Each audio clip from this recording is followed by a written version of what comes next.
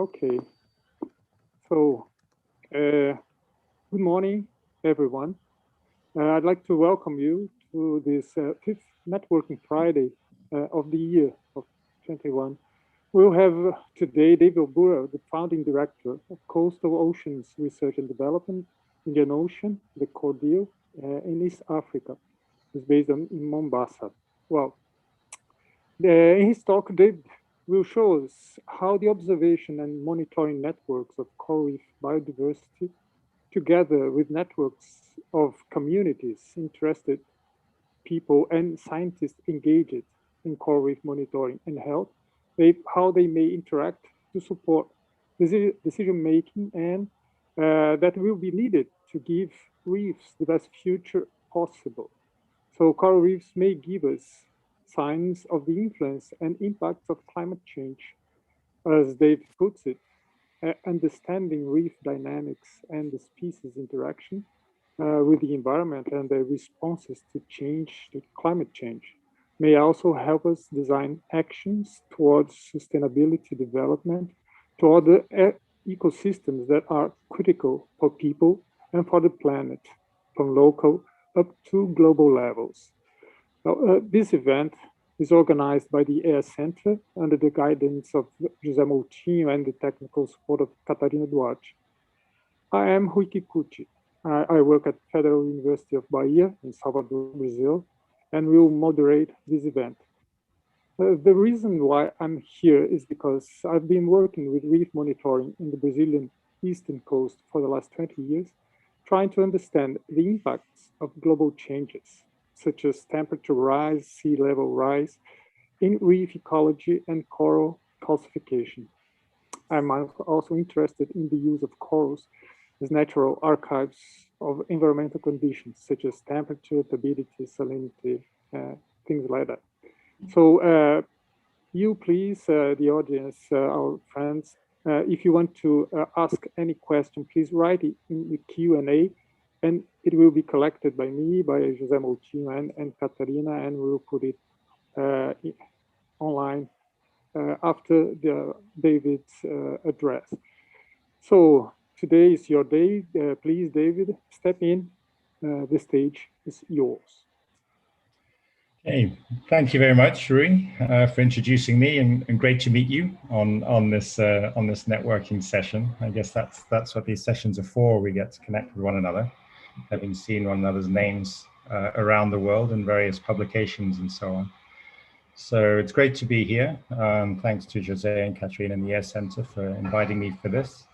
And what I'll try and do is, I suppose this gives a chance for a bit of a personal tour through the work that we do. And I see a lot of familiar names. Thanks for joining, and new names I'll get to know after this. Give a bit of a personal side of how this has all come together for me as a scientist, as a Kenyan working in this global community around coral reefs and monitoring that we do. So I'll go to my presentation. And what I've tried to do here is, I hope it flows together. I've just taken a whole range of different aspects from different presentations that I've done in the past, and tried to whittle it down to something that'll fit into the 30 minutes that I have to talk. And then, of course, a big part of the purpose of this is the conversations that we can have afterwards. So it may jump around a bit, and I may jump through certain slides to not lose time. There we go. So hopefully you can see this in presenter mode properly. And what I'll do is, I've just shown at the bottom a little bit, some of the relationships that this is based on. So I work in CORDIO. We're a non-profit research organization. David, yes. Sorry, can you swap? Wrong screen? Yes. Yes, sorry about that. Sorry about Sorry that. to interrupt you. No, thank you, Ruy. Thank you. I needed that for sure. Thanks. So in CORDIO, we're a non-profit research organization based in Kenya, and we work at the regional level in the Western Indian Ocean. So the map there.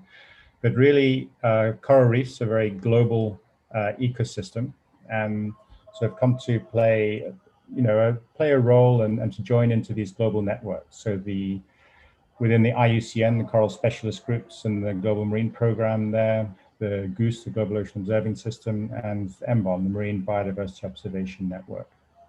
And a big part of my motivation for doing that is that I think I see that there's a need for much wider sharing of information and data around oceans and coral reefs and the status of the planet. But at the same time, it needs to be turned towards very practical objectives and practical ends. And I'll finish, coming down to the local level with, not so much specifically how we use the data, but how do we try and address the multiple threats and the complex systems that people live in around coral reefs and that are driving the decline that we see. So I'll start into that. Let's see. So first, just, I've mentioned these various networks, so let me just race on through this one. And I'm going to start with the GOOSE process. And okay, here we go. Focused on coral reefs and data and how it's compiled into networks, how you bring information together from many different groups. And this work that we've done in the GOOSE Biology and Ecosystems panel to identify these essential ocean variables around biodiversity. So these are very comparable with the essential biodiversity principles of GEOBON.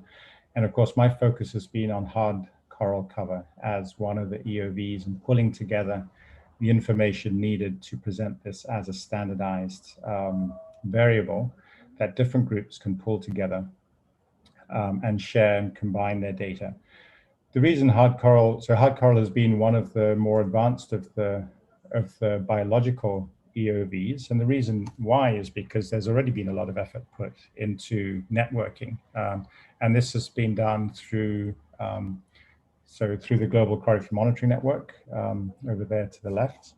And what has happened in this is that what in the GCRMN we have applied in practice, going by trial and error, going through these steps that are really quite well established in GOOSE now with the framework for ocean observations of taking an idea for a variable from a concept stage, where you're thinking about what is a variable that can be shared and how could it be shared, and then through piloting and upscaling and to maturing that variable until it is, practical use and is applied widely around the world. Now, this has already been done for the last 20 years with coral reefs. And what has happened with the GOOSE and the EOV process over the last few years is really consolidating that experience. So it's, I guess, more refined and streamlined within the GCRMN process, but also perhaps useful to some of the other variables that are under development. In practical terms of the GCRMN, I've principally been involved in the Western Indian Ocean. In fact, CORDIO started up in 1998 to promote regional monitoring and combining, building capacity for coherent monitoring around the Western Indian Ocean across all of these countries. Because after the 98 bleaching event, the global bleaching event, there wasn't coherent information, or there were a lot of holes. So we've invested in this a lot over the years with other partners. We've produced a new report in 2017, and this just shows you the range of contributors, people and institutions that have been involved in this. And really, I'm putting this up just to emphasize how much of a networking activity this is, that these sorts of things can't be done by any one organization or group, and the essence of the EOV process, to really whittle down to the basics of what a variable can and should be, not below a certain standard, but not any more fluff than is really needed to be able to, for many different groups to monitor it. Just to illustrate the range of sites that we're able to put together, this is for the 2017 report around the Western Indian Ocean. So we've got a pretty good spread of monitoring sites. Of course, not all of these have long-term data series, but of course, as we move forward over time, there's a lot of investment in improving that. I'll give you a quick look at what the data looks like from the different countries. And this graph is useful just because it shows some of the challenges. You see very different levels of effort, number of monitoring sites between the countries. You see them starting at different time points. So the longest time series we have is from Tanzania, starting in the early 90s with just a few sites. But a big issue when we put all of this together is that you see that, and you see this in all time series now being put together like this, is that, you know, after a major event, such as in 1998, when we lost a lot of coral in the region, there's been a much larger effort in monitoring reefs. I guess the shaded area around the mean line shows the error around that line. It's much wider in the earlier years because there are very few points going back before that. But you can see that there was a sharp decline in coral in 1998, and complementary to that, a sharp increase in fleshy algae taking up that space. And since then, the reefs have really remained in the same state with about even coral and algal cover up until 2016, when we had another big bleaching event. And this just shows some of the data across the different countries. In 2016, another thing that we tried to do, just to illustrate the range of monitoring that we need, is that we tried, because we didn't have a lot of scientific programs out monitoring bleaching in 2016, we've been running a bleaching alert for about 10 years in our region. And in 2016, we really invested in trying to get a lot of dive operators and others to report on the amount of bleaching that they've seen through a web-based form. So we set up a web form you can see up in the upper right. And recently we developed this dashboard showing all the monitoring observations that we get through the years, just to you know, try and really motivate people to contribute data so they can see what is coming in, and that their data is being combined with others. When you look at the data, so the two columns in the upper graph show the percentage of sites showing different levels of bleaching at the peak bleaching levels. So you can see there about 30% of sites in the reds were showing higher extreme bleaching, but then the mortality was not as high. Perhaps 10% higher extreme mortality was experienced across the whole region. And when we looked in the lower graph, just at those sites that were resurveyed at peak and at the end of the bleaching period, you see a fairly similar result. So sort of putting all of this together. So currently there's a global report that GCRMN is preparing, but I can't present that information yet because it's not out yet. But just to summarize the changes in benthos, so in corals on the left and algae on the right, from 1998 to after 1998, there was about a 30% decline in coral cover and a large increase in algae cover, and those remained stable until 2016. And then what we're concerned about now is that with the further decline in corals and an increase in algae, is that going to stay the same until the next major bleaching event? Or, you know, will there be less recovery or more recovery than before? We don't really know. And the question is, are we going through these step declines in reef health in the Western Indian Ocean over this period?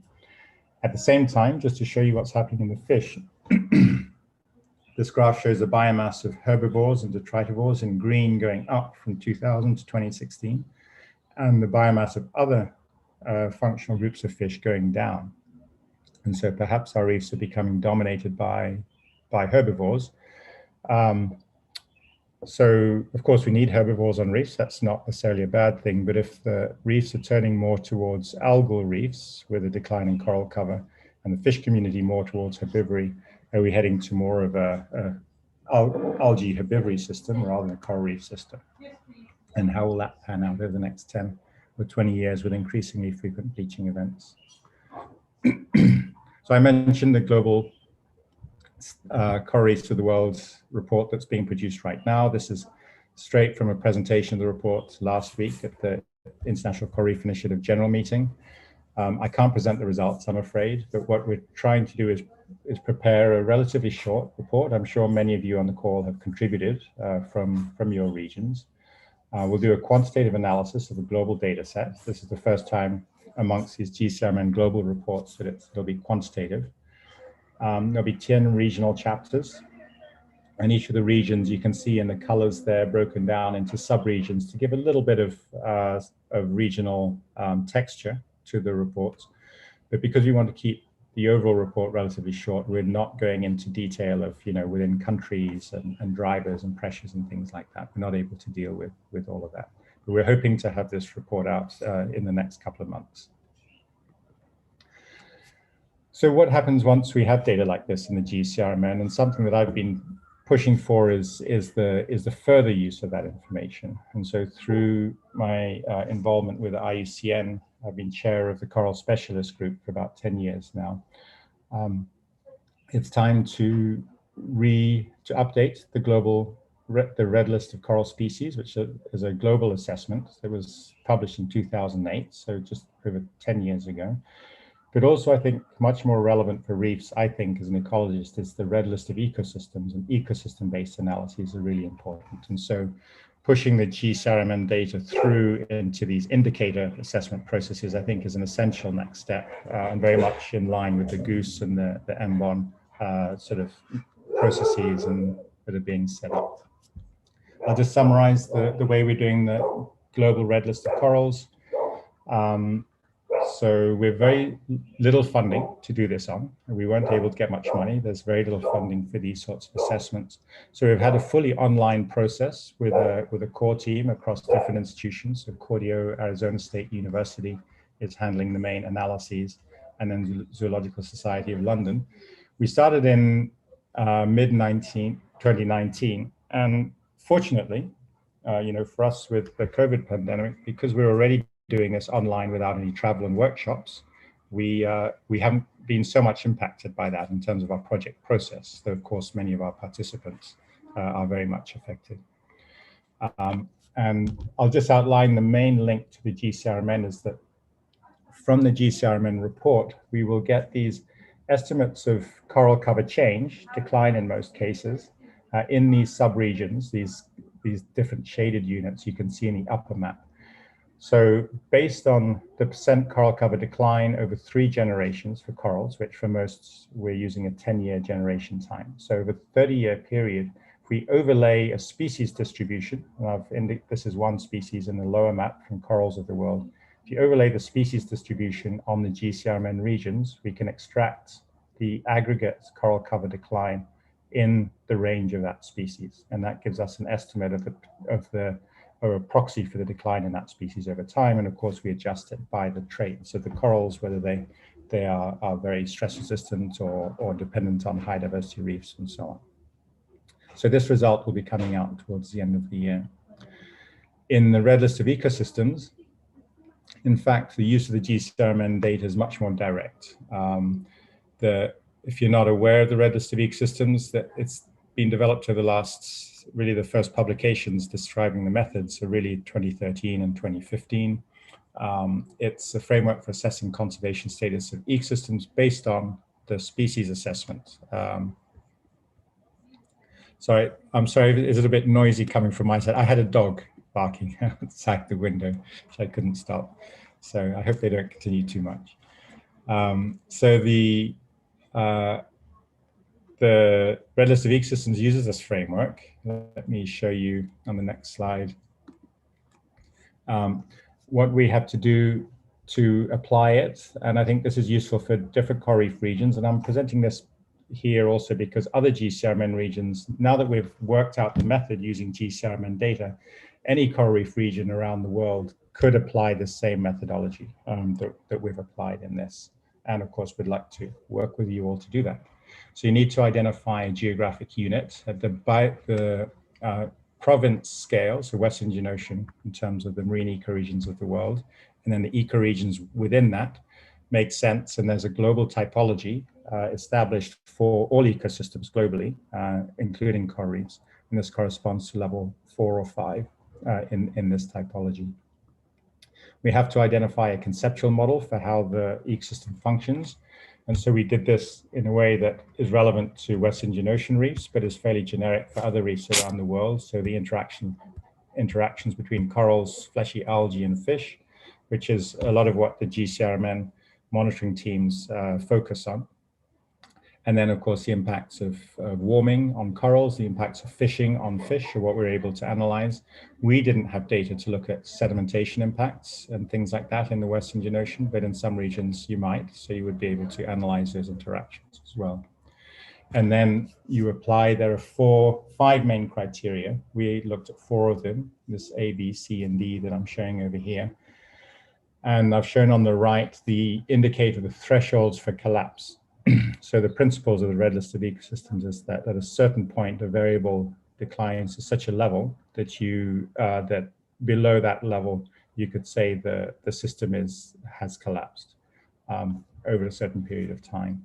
So for the decline in the extent of a reef area, we used from GCRMN data, those sites whose coral cover declined to less than 10% that were initially above that.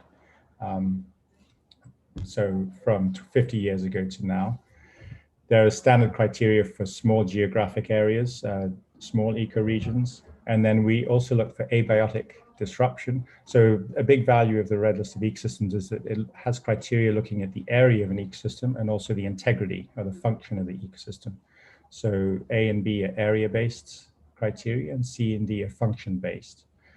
So for abiotic factors, we looked at sea surface temperature projections going 50 years into the future. And degree heating weeks or thermal stress calculated from those. And for biotic disruption, this is where we used the GCRMN data, and we used coral cover, we used algae data, we used parrotfish abundance as an indicator of herbivores, and grouper abundance as an indicator of piscivores, and fishing impacts. So it's a very comprehensive indicator, and what you do in the red list process is you assess all the ones that you can, and then you take the most sensitive one as your final indicator of collapse. Now, it's a bit complicated for coral reefs because as a very complex ecosystem, if one component is below the collapse threshold, so for example, if groupers are overfished and below a collapse threshold, but the corals are very healthy, would you say that the whole ecosystem has collapsed? And we don't think so. So we developed an algorithm or a model to step through the coral, algae, herbivore, then piscivore levels to assign a final level of collapse. And we go into that in some details to try and make it as applicable as possible to other regions around the world. So unfortunately, I can't show you the results. This is a teaser, all of these things, because it's currently under review in Nature Sustainability. So fingers are crossed at the moment. But I can say that, so the entire region, all ecoregions are in threatened categories. There was not a single region that was least concern or near threatened, sort of below the levels of threat in the red list process. The greatest threat was from warming, lesser threat was from fishing impacts. But interestingly, the impact of past bleaching events is a little bit masked by some levels of recovery. So that's good. We didn't assess coral composition. And if we had, we probably would have raised the level of sort of the collapse thresholds a little bit, because we haven't incorporated the loss of fast-growing species and acroporas and things like that provide a lot of structure and diversity in the reef system. We made management recommendations and policy recommendations, and the RLE has been designed to help support that. And then we've identified a number of next steps to take the analysis to national levels within countries so they can use it at higher levels of resolution. We want to now take this analysis to other GCRMN regions, and within the next 3 to 4 years, hopefully, have the RLE applied globally to all coral reefs around the world. So of course, that would be a big partnership approach, and there is an RLE partnership that IUCN has set up that we're part of to help do that. And then of course, to assess mangrove and seagrass systems as well around coral reefs, because they are closely related.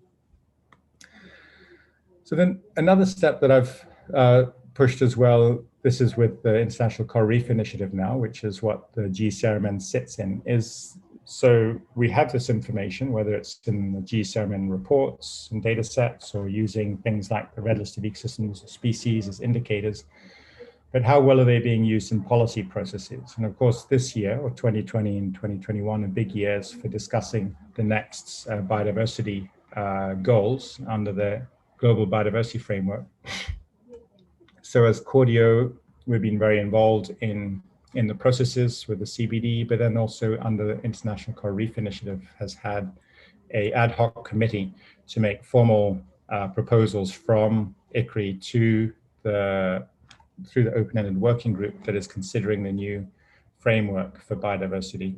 And so this just gives an example of one of the sort of recommendations going in, is that looking at all these indicators that have already been identified or proposed for the next biodiversity targets, to give further support for coral reef related indicators, either to be mentioned explicitly in the framework, or that they fall under more general indicators that are already mentioned in the framework. So we can try and ensure that coral reefs do have a place and are mentioned prominently and contribute to assessing progress under the next round for the CBD. Because we didn't do very well with the HE targets over the last 10 years, and we need to have a lot better success.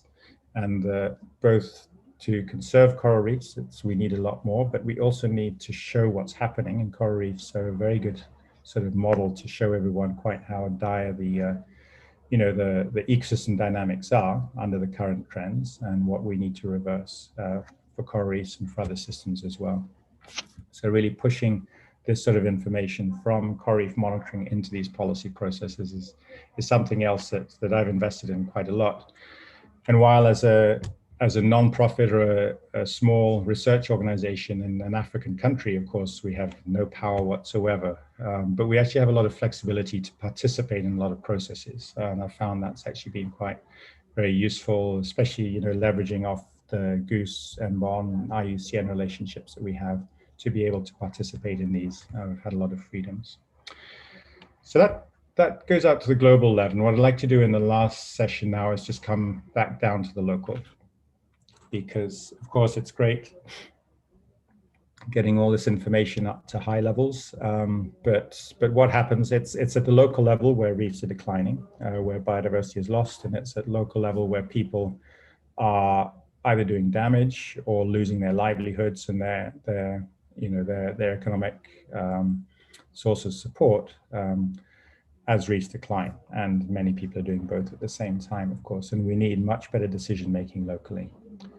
And so trying to bring this message home is something that I've been thinking about in relation to the Sustainable Development Goals, because again, these are a global framework, but they tend to be very, they're out there at national and supranational, international levels. But many people within countries, within local government, sort of public businesses, don't really understand them. So I think that's a shame, because I think, and I'll show you why, because I think they really help us build a narrative around sort of sustainability at local levels as well. So what do the SDGs look like through the lens of a coral reef?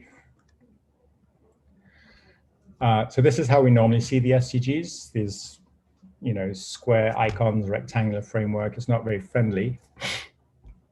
There's some studies that have looked at interactions between them. And of course, they don't stand in isolation from one another. These interactions can be very complex. You can show them in a web diagram like that. You can look at degrees of positive and negative interactions, such as the second figure along the bottom between SDG 14, so the life in the oceans, and 11, 12, and 13. So you can see those that have positive interactions and those that have positive as well as negative interactions. And this is at the level of targets within each of the goals. But that's still very alien to many people.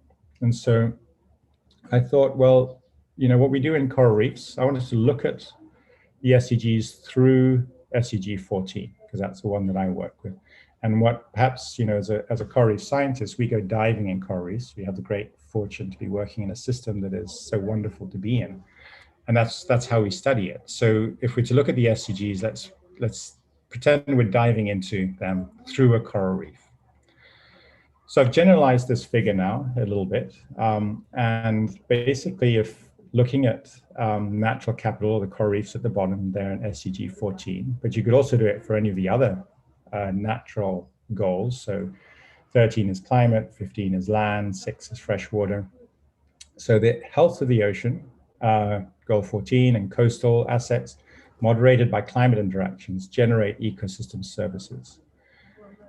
These ecosystem services support income and jobs across multiple economic sectors, which is goal 8, through extraction and use of resources, which is goal 12, providing infrastructure for innovation, potential energy solutions, and growing coastal communities and cities. And so these are the economy or direct benefit SDGs. These are the goals that really speak to our direct interaction with nature, what we get from nature, food, shelter, and so on. And of course, these direct benefits contribute to reduced poverty, goal 1, and hunger, goal 2, or improved health, or strengthen gender and social equality. And these are the social or the indirect benefits that we get from the economic activities and the wealth that we create.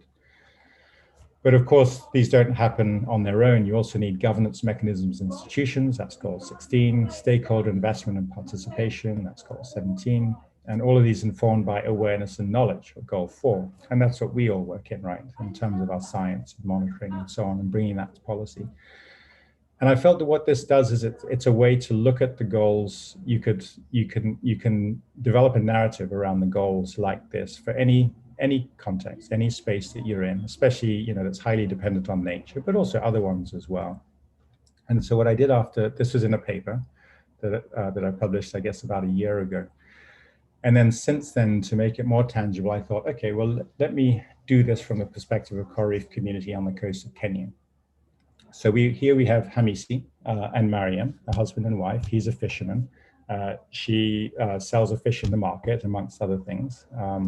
And their income pays for their children's school fees, the medicine they need, her elderly mother, the transport, and so on. And so, these are the goals that arrange around their livelihoods, right? So 1 is no poverty, that's income. 8, that's economic, that's jobs, that's their jobs as a fisherman, as a fish seller, and so on. Sustainable consumption and production. Everything they have in their family comes from the reef system. The coral reef is used by the fishing community, by local tourism. It's managed by, we call a beach management unit, the local sort of co-management agency. But pressure is high and fish are depleted. So these beach management units are sort of mandated by the fisheries department, and they have to have a gender component, in Kenyan law now. So Mariam is in there as well, but they can also establish protected areas or bylaws to manage the fishery in the local area to try and sustain that reef system. There's an aspect of gender inequality here in terms of the gender representation. Mariam's mother is a village elder, but she's sick, and the medicine that she needs comes from the income they get from the reef. The reef also supports the tourism industry. So goal 11, there's land-based impacts from developments affecting the reef. And so, of course, many local businesses as well in that area. Tourism operators that take tourists to the reef, but then also some NGOs, companies, researchers work with the fishing community and the beach management unit, try some restoration capacity building projects, but they rely on a healthy reef. Another twist to this story could be that the family is the eldest son in the family. He is the first to go to college and is an electrician, working in the local town, but he has started a cold store business because, of course, he can maintain the freezer, helping his family store fish so they can sell it to the upmarket restaurants. Of course, because tourists are coming from afar, there's an energy footprint of this entire local system, and of course, the reef system is very vulnerable to climate change and warming that's happening globally.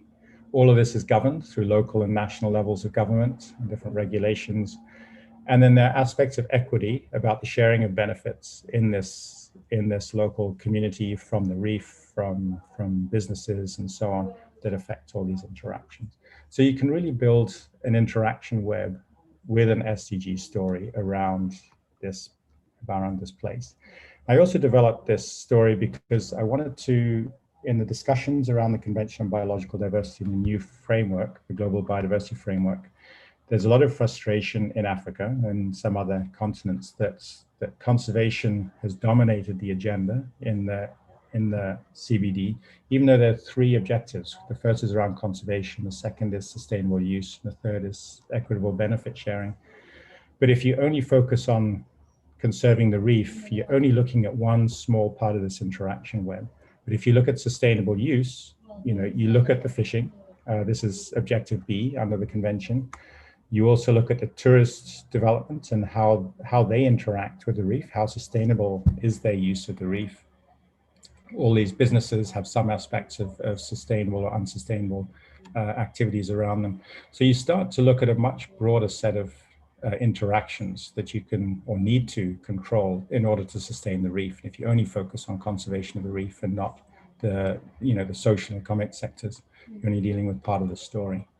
Goal C, or objective C of the convention, looks at equity, and of course that touches across many, many different relationships, all of the arrows in red or pink.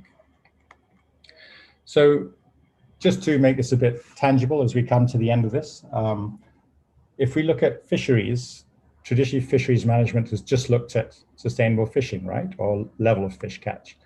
But in the last decades, we've looked more at the health of the reef and also, sorry, the formatting is gone from my slide, the jobs and economy indicators under goal 8.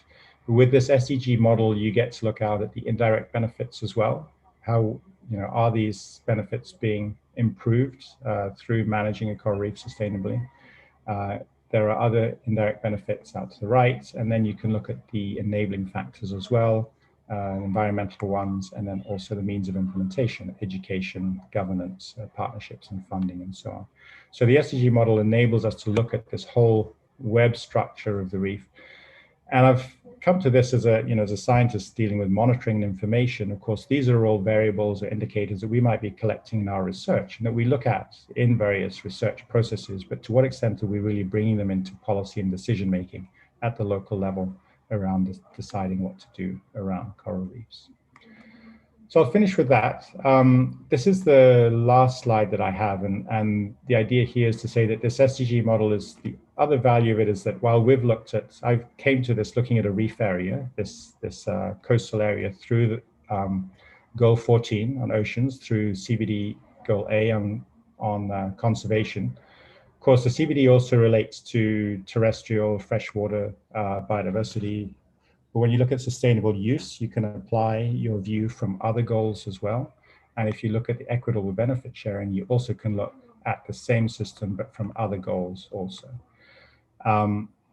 But the real value is that the CBDs or conservation or ecological view of the reef can be complementary to other sectors as well. Every stakeholder can look at the reef system from their different perspective. And here I've just arranged around the circle the various global institutions. So the FAO is under reduced hunger, in goal 2 up to the right. We're in the midst of the COVID pandemic. A One Health view of a coastal system would look from goal 3 towards the others. But if you do it properly with an SDG framework, the goal from a biodiversity angle, or the view from a biodiversity angle, should give you very, very coherent actions with a view from a health angle, for example, or an education angle, or a jobs and economic growth angle as well, if you really apply the SDGs appropriately. So I think they're very useful at the local level as well as global levels.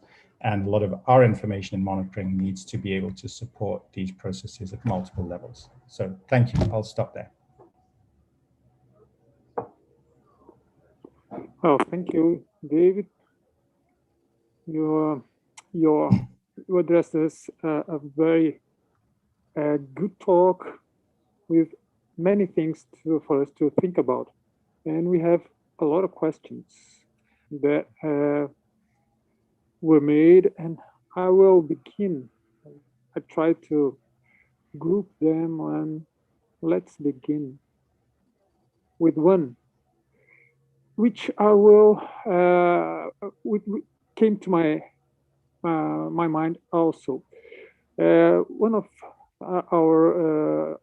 people, the audience, asked, are these transformations from hard corals to fleshy algae permanent?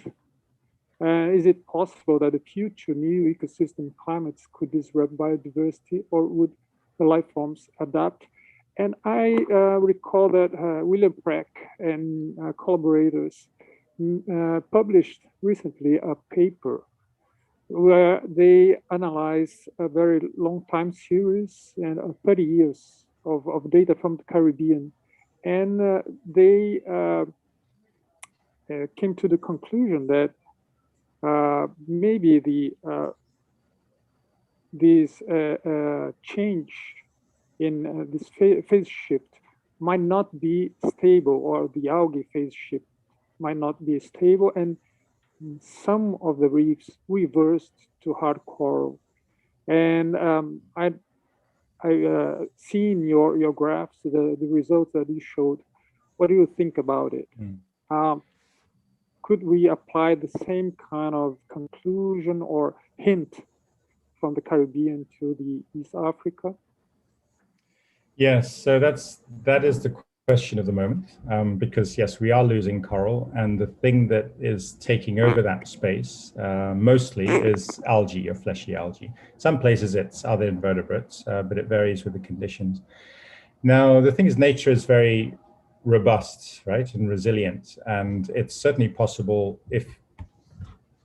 when you shift from coral to algal dominance, if the algae gets to grow without any controls, so if there are no herbivores, or if there is nutrient eutrophication, so there's fertilization of the algae and they grow faster, then that can lock in the algae as a stable state. But if the reefs are well managed, if there's no pollution going in, there's no subsidies of nutrients, and if there's good herbivory that is keeping the algae from growing too large and taking over space, then corals can certainly come back. And we certainly see that in many different situations. And I've seen it in some reefs in Tanzania, for example, shifted to an algal state for 10 years. And I thought that meant it was not going to change. And then a few years later, it had suddenly shifted and the corals were coming back. The problem is that all of the drivers are going in the wrong direction for the corals. So nutrients are going up from pollution, temperatures going up that is causing more frequent mortalities of the coral. And so the ability of the coral to recover, and also we're fishing out the herbivores in most places. So it's not going in the right directions. So the Caribbean is quite an interesting system in that because the Caribbean, it lost all of its fish herbivores, in the 80s and 90s, and then the sea urchin that was keeping the algae in check was killed off by a disease. So there was very little herbivory. And so there was a really rapid shift to algal dominance there. And there's a lot of moves to protect herbivores now in the Caribbean, which is appropriate. And I think that really helps the reefs. In the Indo-Pacific, it's more diverse, and there are more herbivores on the reef system than in the Caribbean. And so we're not yet seeing that. For example, if you just protect parrotfish or herbivores in Indo-Pacific reefs, you're going to help the reefs, like is happening in the Caribbean, because the interaction webs are a little bit different, or they're not damaged quite as much as they have been in the Caribbean. So it's a complex story, but we can turn it back to coral, but we have to reduce the drivers, and it takes some time. Yeah, I think that we have to manage what we can attain. We have to reduce as much as possible notification, as you said. And just as my personal experience in the Brazilian coast, we are seeing a very similar phenomenon of algal growth, a phase shift from hard coral to algae. And this is the notification and pollution is key problems. So if you add to these problems like bombing, some fishing practices in some places use blasts to fish, and this is very dangerous and a very hard problem, a difficult problem to deal with. And also as I said, temperature and the fishing of herbivores. Here, in many places, the parrotfishes are being harvested, and very heavily. So this is the sign of the catastrophe. Yeah, I think the bigger picture on this as well, the phase shift issue and turning towards algal reefs with climate change, is that, I mean, we may not reduce greenhouse gases sufficiently to really have corals recover, in the next 50 or 60 years. And we may be shifting, reef systems may be shifting to dominance by something else, but we can still do a lot to make sure that what the system they do shift into is still a very healthy and robust system. So with no pollution, especially, I think is critically important. And then fishing and extraction is managed for sustainability, so that we still have healthy invertebrates and algal dominated reefs that provide services to people, have a lot of biodiversity. They'll just have less coral. But we don't have to just give up, and then if we do nothing, then we'll have slimy, polluted, algal dominated reef systems that won't be good for anyone. So we certainly have to prevent that from happening. Let's shift to another two questions that I will merge.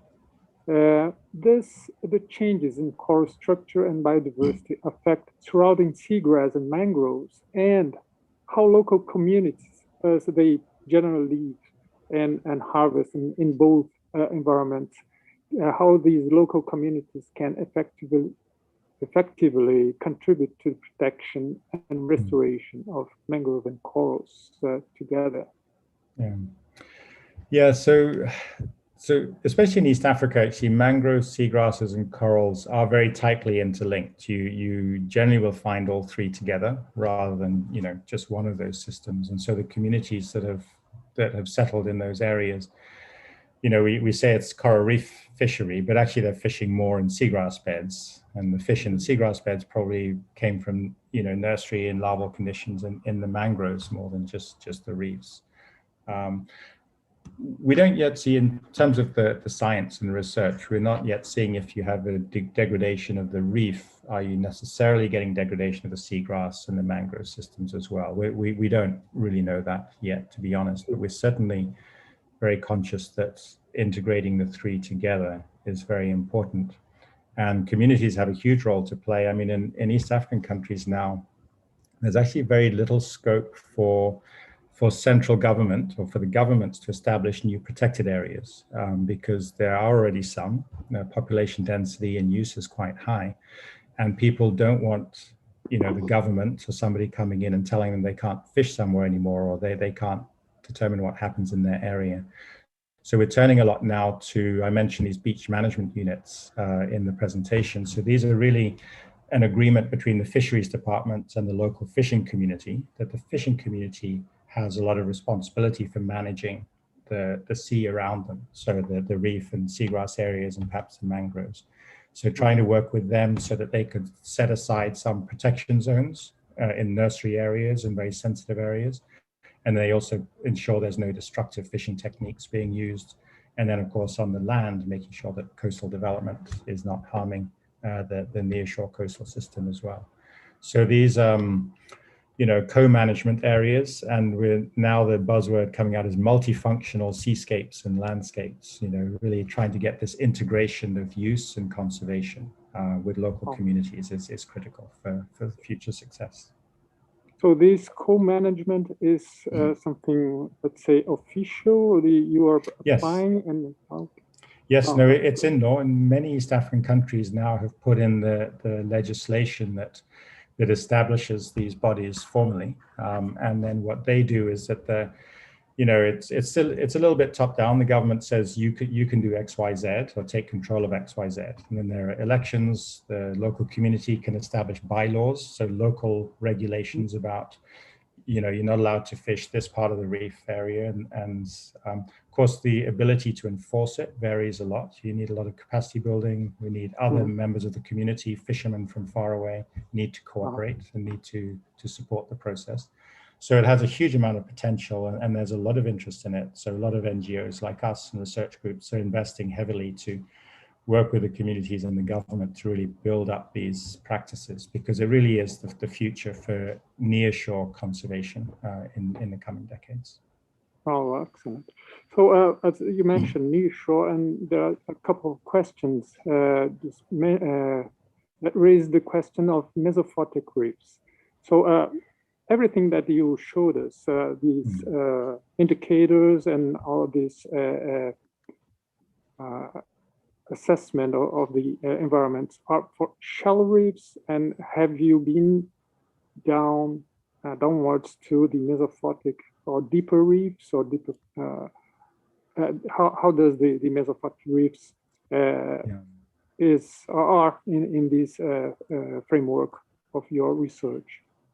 Yeah, so that's a good question. Oops, sorry, I've lost my view of you. There we go. Am I still sharing my screen? I was going to cancel it. I can't quite tell. Okay, great. Sorry, am I still sharing my screen or not yet? Okay, all right. No. So we're only just beginning to look at mesophotic reefs because we haven't really had the tools to do it, either the diving apparatus or the remote vehicles to do it. But it's just starting now. In fact, one of my colleagues in CORDIO, in fact, I saw his name on the line, Kennedy Osuka. He just published a paper on mesophotic reefs in the Pemba Channel, South Pemba and Zanzibar in Tanzania. So we're just beginning to look at them. And of course, there are mesophotic systems. We don't yet know how well connected they are with shallower reef systems in terms of the genetics and connectivity and as refuges. So we'll find out about that. And one of the things we have been very interested in, and what we'll do in the red list of ecosystems actually, is we come down to more local and national levels. One of the factors we'll include, which we couldn't at the regional level, will be the potential of the amount of mesophotic sort of substrate that there is that could potentially be a refuge, and see if that affects the results that we get. Oh, great. So let's move on. I'm sorry. So there is one other question about artificial reefs. Have you any initiative for these, for sinking ships or oil platforms in the eastern coast of Africa? Yes. So we're only just beginning to put in gas platforms, not oil platforms. And some of us wouldn't mind if they sunk right away, I suppose. But no, so we don't have that yet at all. Okay. There are artificial some wrecks going in, but for tourist diving, basically, as attractions. What we do have is the beginning of research on reef restoration. A lot of it is around community education involving, so some of these fishing communities. A lot of the fishing style on the reefs here is very much fishing from a small canoe, or if you have a spear gun, they go in the water. But getting some of the fishing community into the water to see how slowly corals grow and how you have to look after them to keep them alive is very empowering for projects that are really working not just on restoration, but on community engagement and fisheries management and things like that. Okay. So there's some trials, and what we're actually doing, there's a project in the south of Kenya. We're participating with them now with a Kenyan PhD student with a Dutch university, looking at the socioeconomic context of reef restoration. What do communities get from restoration projects and trials, from the restoration activity, and also from some of the other things like capacity building or engagement with foreigners and greater awareness and things like that too. But this restoration projects are not connected to sinking boats or sinking ships. They are not the same thing. No, is it? No, it's really planting corals or trying to improve the reef substrates and things like that. But it's not from sinking things yet. Okay. Well, there's a question here about your feeling of let's say if you having no power whatsoever. It's a question from Frank Mueller-Cargo. You mentioned that you feel you have no power whatsoever in advancing the various goals you mentioned. Well, they say, he says, many of us feel this way. What's your opinion? How would you change this? What's your strategy?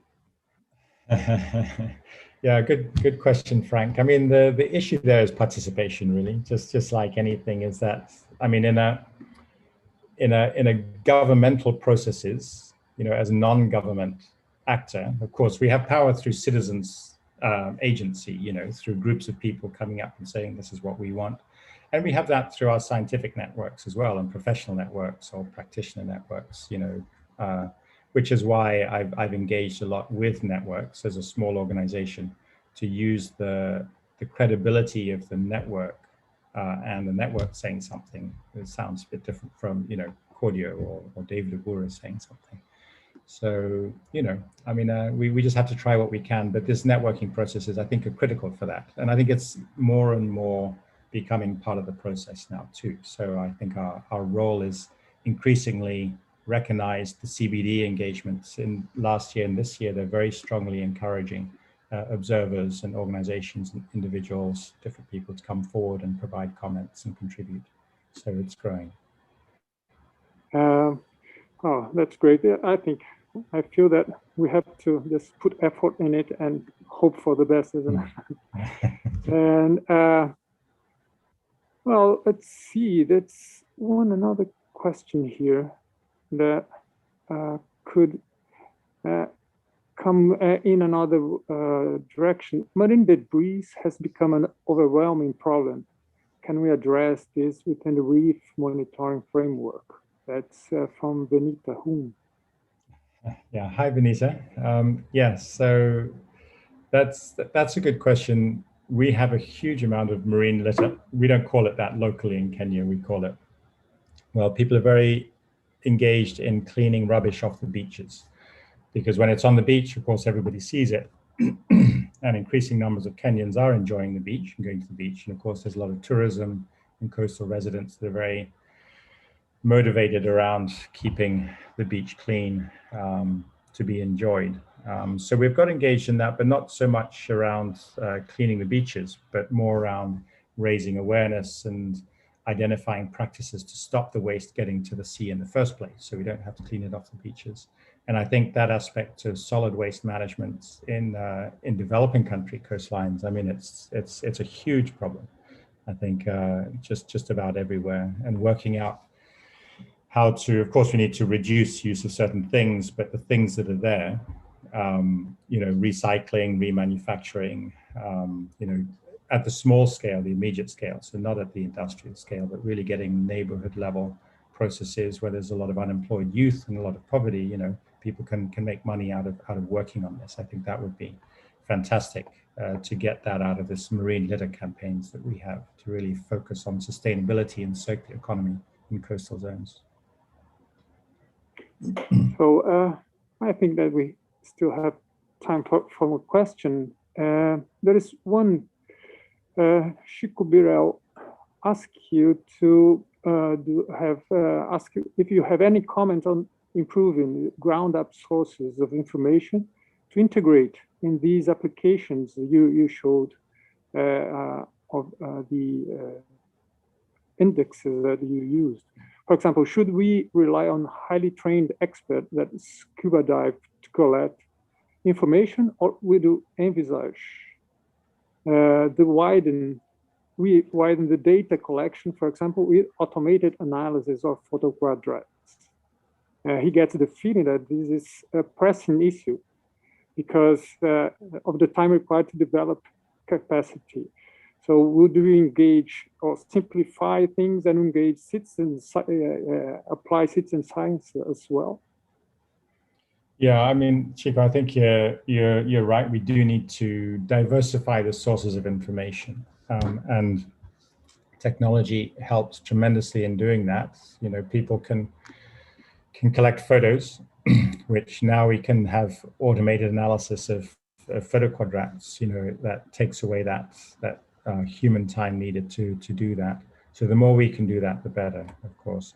And we've done that. We have invested in this bleaching reporting network. But I must say it's quite a lot of effort to keep the engagement up, and we do it in a very small way compared to many other programs. So I think we really need it, but it takes a lot of investment in identifying exactly what information, what methods make the most of the person's time and give a useful indicator or variable that can be channeled into various different analyses.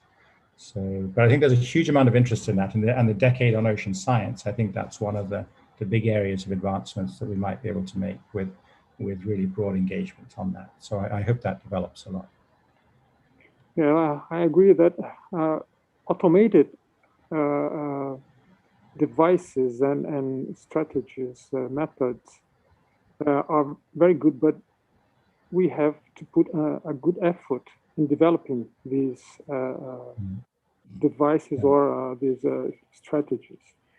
So we have a long way to go to put it on working for us, isn't it?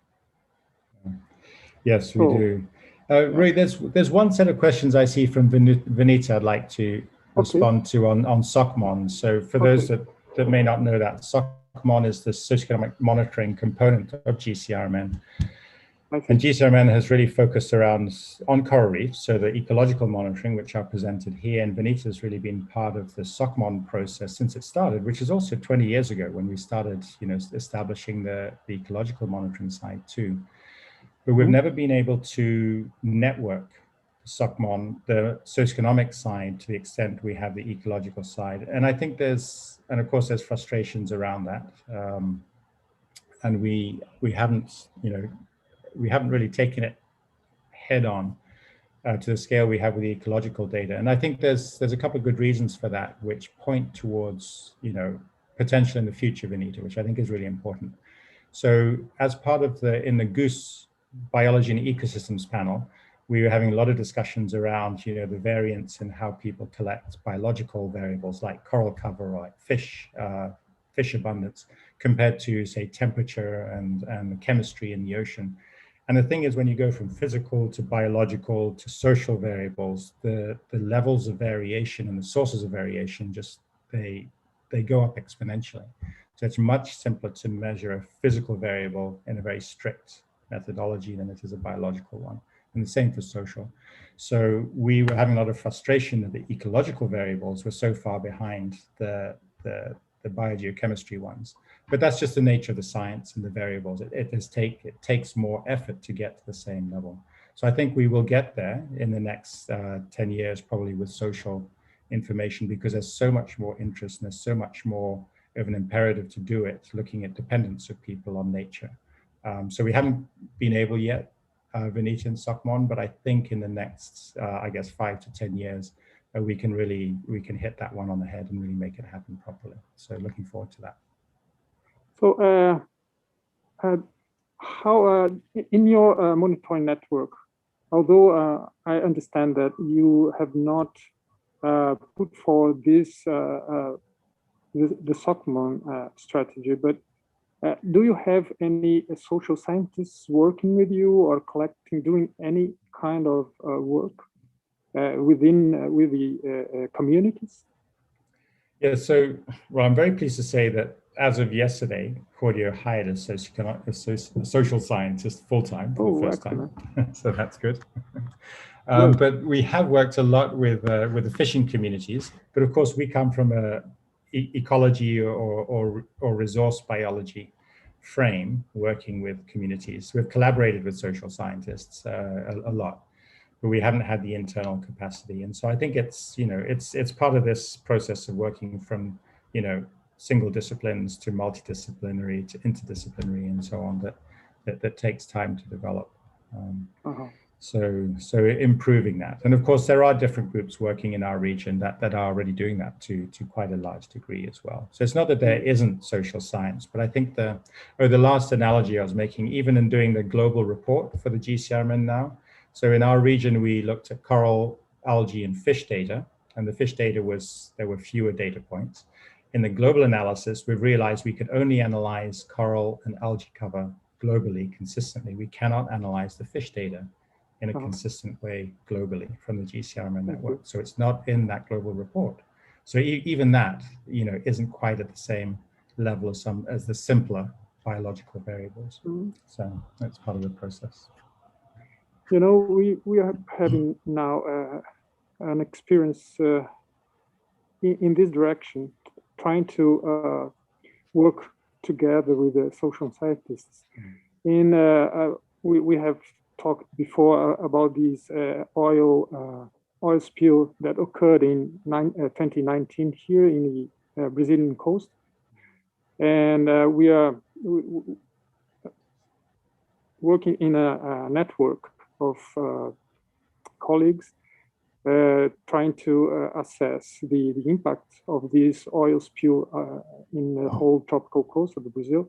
And we have, besides the chemical and the biological assessments, also a medical assessment, trying to assess how the fishing population of people that work in cleaning the beaches and collecting the oil was affected by this oil spill, and also some colleagues working with the socio-economic impacts.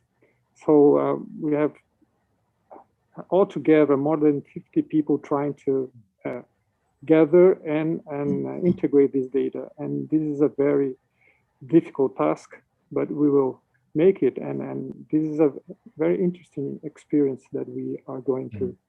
So I think that this idea that you are trying to put forward in 20 years will be very interesting for us to see as well. Yeah, thanks, Ruy. So in fact, I heard about your oil spill because, you know, we had an oil spill in Mauritius in, I think it was the end of August last year, something like that. So in looking at experience around the world on looking into the impacts of a tropical oil spill, I talked to some Brazilian colleagues about that case, which I hadn't heard about before that. So it might be interesting to share a bit of what you found with the Mauritian colleagues, because I know they are trying to build up, you know, a comprehensive study of the impacts of their spill also. Oh, excellent. We'll talk about this. Yes, yeah. Soon. So let's see.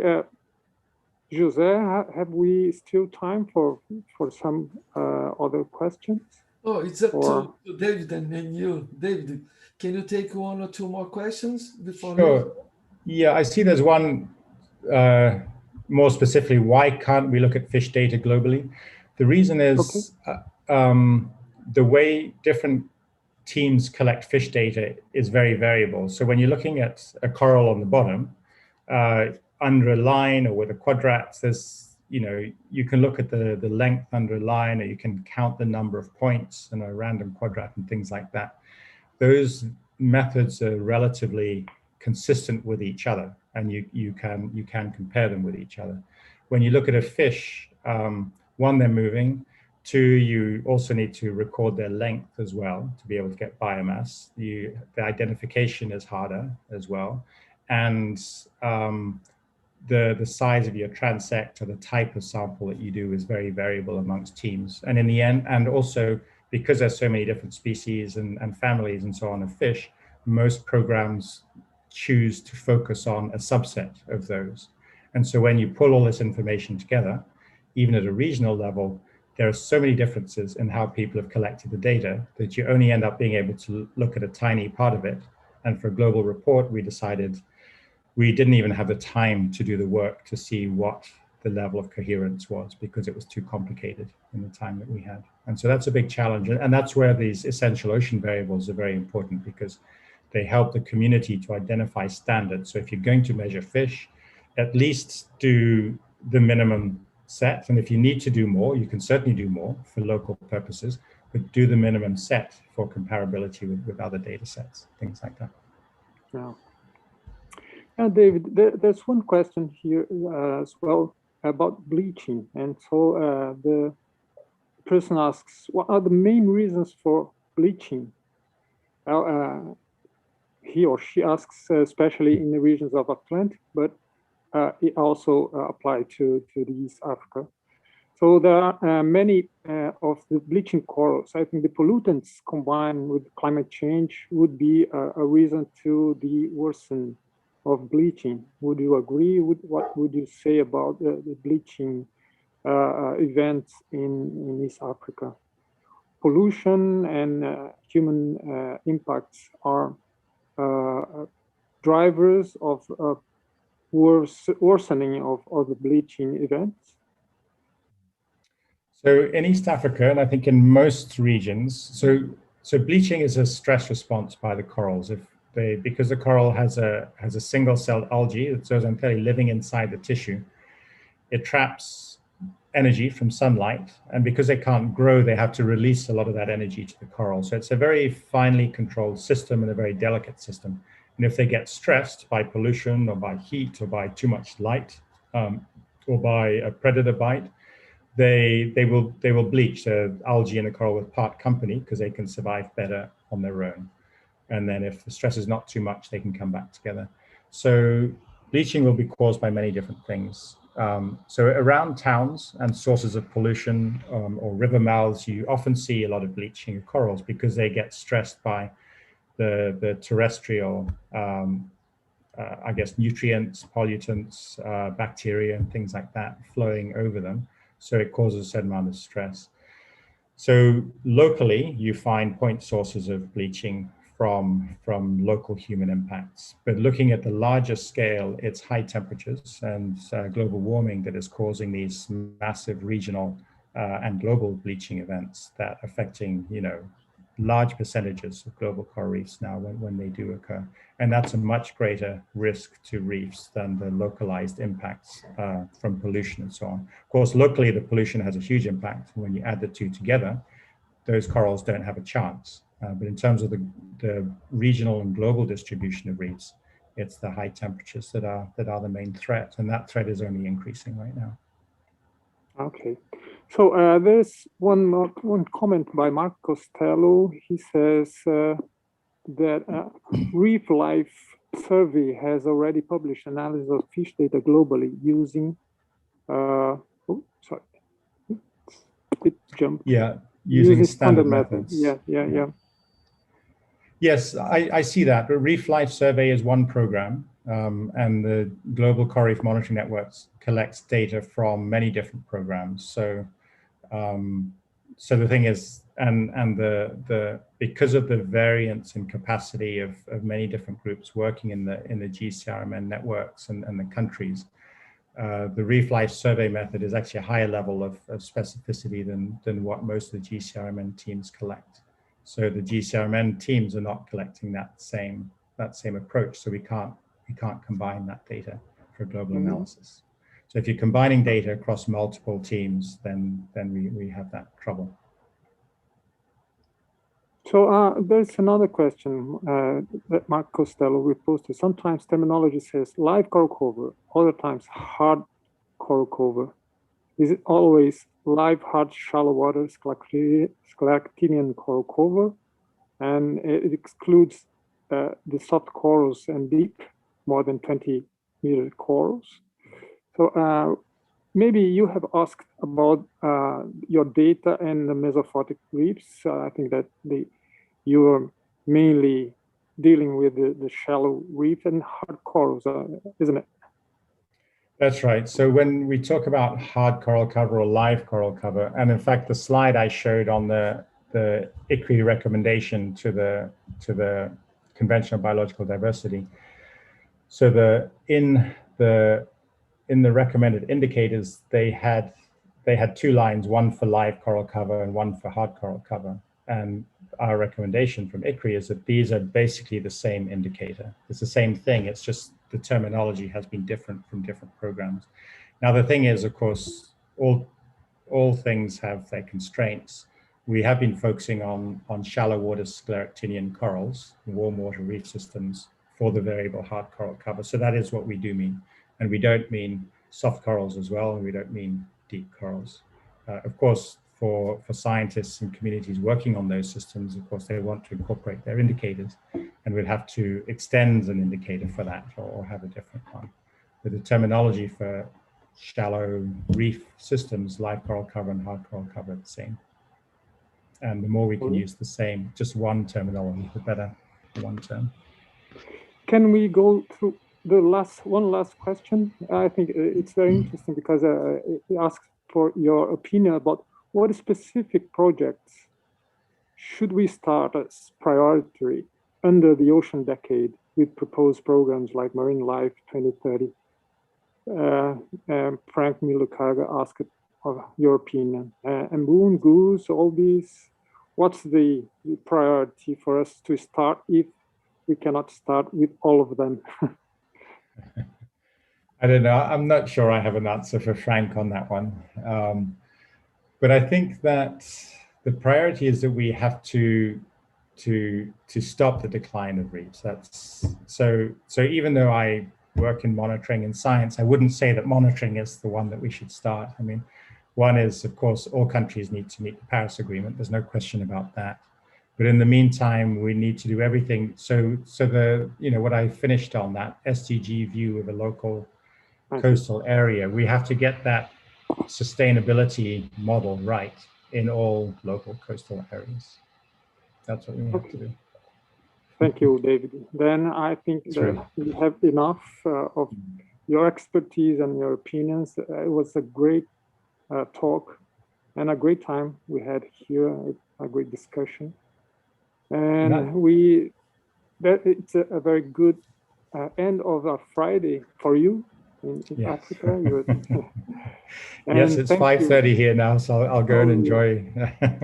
We have an expression here. We kind of made Friday as a verb. So let's Friday, we say. So let's Friday, let's go. Okay. Well, we cannot go out, but let's drink a beer and have fun and start our weekend.